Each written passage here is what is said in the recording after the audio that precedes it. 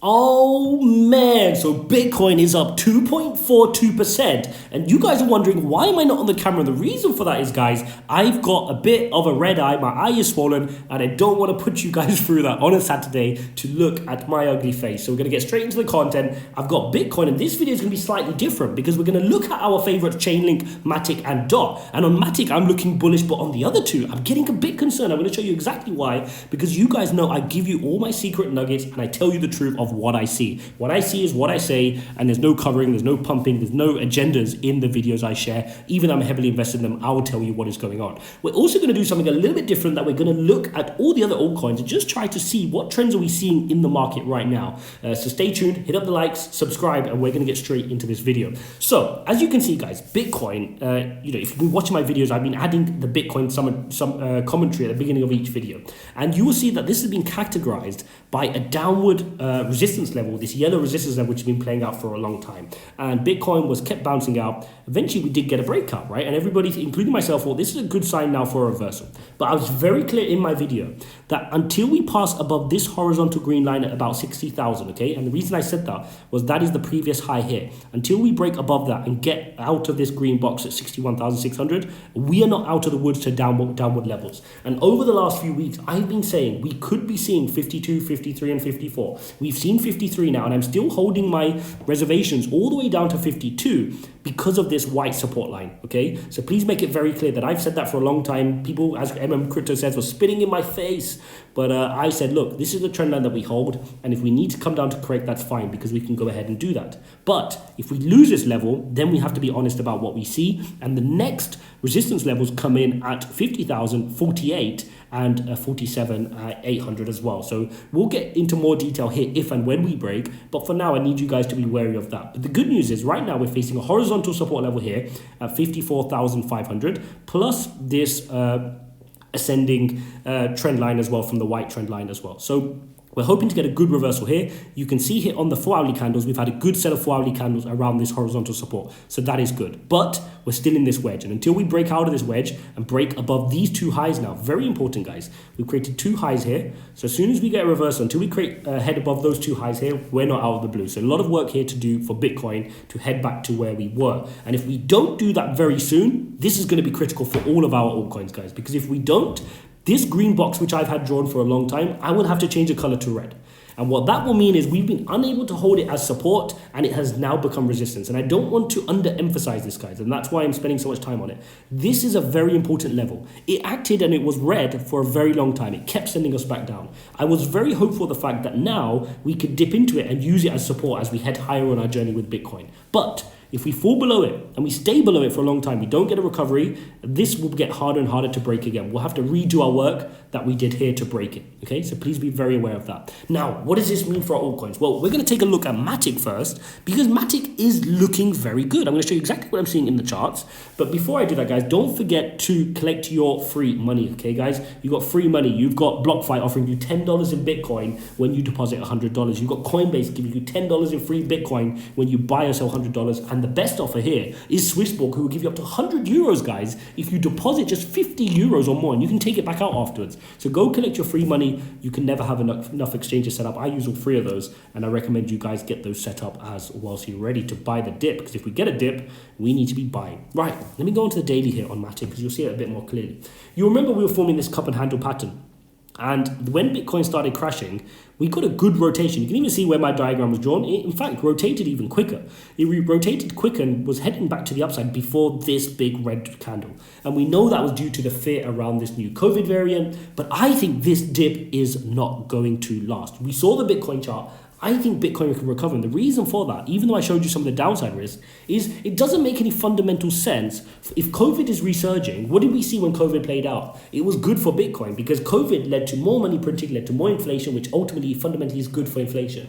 But what you do get in these markets is when you get any fearful news, you get any FUD, People sell first and then they figure out what to do later, right? They just want to make sense of it. So when they see the market crashing, everybody opens up their accounts, panic sells because they don't know what they've missed, and then they get themselves educated on the news, on the repercussions, and then they start to rebuy the dip and start heading back to the upside. So you can see that already here on Matic, up 1.7%. You can see we wicked up all the way above that resistance level at 1.72, now sitting at 1.63, and I think it's looking pretty good here for Matic. And the reason for that is you can see, look how nicely this is respecting its 200-day EMA, this purple line here. Beautiful how it bounces off every single time, and you can see this time we didn't even need to come to test it. We had all this room for it to retrace a little bit more, but it didn't need it. So you can see we're now creating a really nice upward trend here on Matic and creating higher lows. So even with that crash, Matic has shown its strength in this market, and that's a really important point, guys. The altcoins we're looking at, we want to see who holds the strength in this market. When the whole market crashes, which altcoins crash more and which ones crash less. That gives you a good indication of where we're at. Now, my issue with DOT is twofold.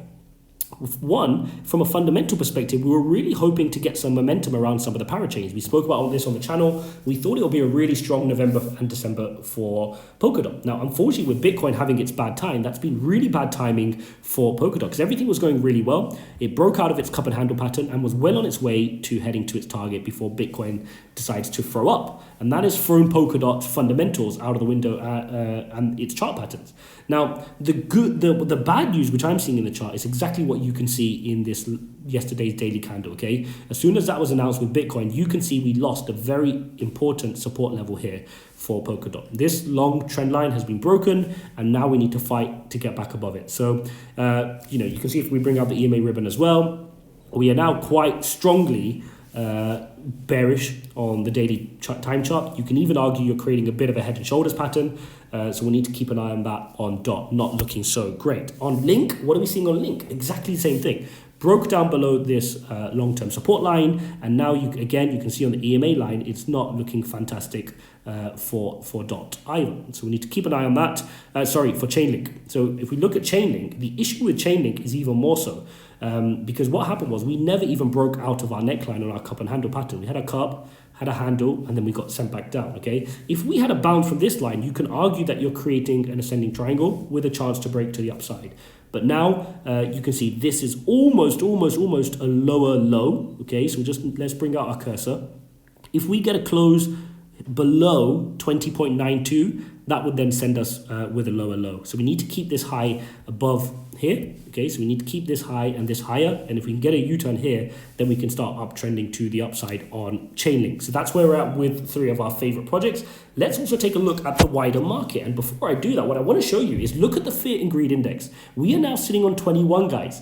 Yesterday, I was talking about this 47, which you can see in the middle of the screen. And I was saying that's not enough fear. But suddenly, this is fear, guys. This is when people will be selling, and this is where your conviction will show. This is where you're going to get Black Friday sales, and this is where you're going to get discounts. And if you have high conviction, you understand that overnight, nothing in your favorite projects changed. Phantom didn't suddenly not have total value locked. Ethereum didn't suddenly not have as much value locked as it did. People didn't suddenly stop buying NFTs. People didn't suddenly stop believing in the fundamentals of Bitcoin overnight, right? So that's where your conviction comes into play. And if it does, you'll be coming over to CoinMarketCap and looking at which ones can we look at, what's going on in the market. If we look at the last 7 days, you got things like Wax down 20%. When the NFT hype was going crazy, you could have, Wax was always green. So do you want that? Is it a high conviction play? Do you want to add to it?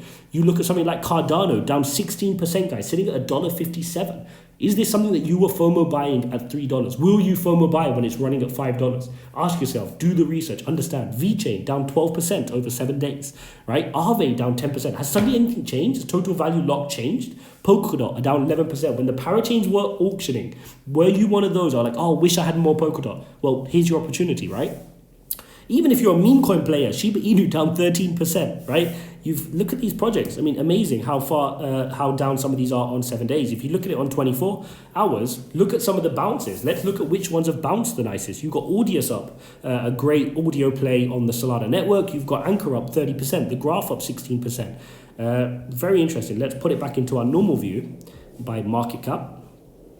And you can see Bitcoin up 1%. You've got Ethereum moving 1%. Binance Coin moving 3%. Binance has been a cheeky one, guys. Nobody wanted to buy it. People were not buying it in $300, $400. Now it's straight back up at 612, and people are going to get to that point where they start FOMOing in on Binance. Solana's been quiet for a long time. Again, so many people were FOMOing in on Solana when it was breaking all-time highs. Now, when it was at a discount, were people buying it? This is why conviction is so important, guys, and this is why I harp on about it so much.